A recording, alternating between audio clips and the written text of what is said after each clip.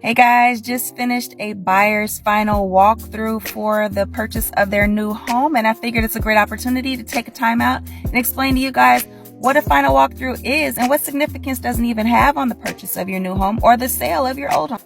If you haven't purchased a home yet, you're probably familiar with your move-in and move-out inspection with your landlord. This is similar in some way.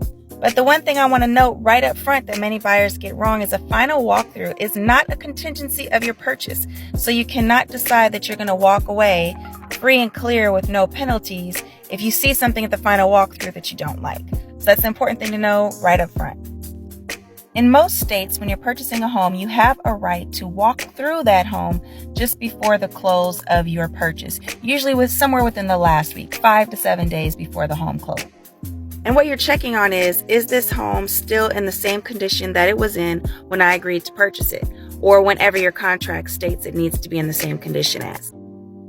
But what if it's not? Of course, laws vary state to state, county to county, region to region, but pretty much it doesn't mean you can walk away. You can't say, oh, there's a new hole in the wall and therefore I don't want to purchase anymore and give me my deposit back.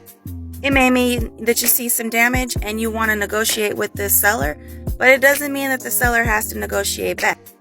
If whatever it is a big enough deal for you that you decide you want to walk away, it doesn't mean that you get your deposit back just because there's been some change to the home.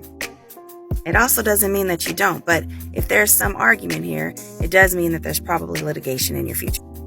One of the biggest things you're looking for is if there was an agreement during the process of your purchase that the seller would make some type of repair or improvement that you made a request for and they agreed to. This is your opportunity to come in, make sure, did they do what they said they were going to do?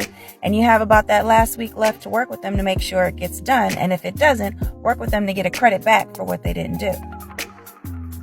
Bottom line, the agreement to purchase the home is a contract. Each party of the contract needs to make sure they're adhering to what they said that they would do. And your final walkthrough is another checkpoint in that process.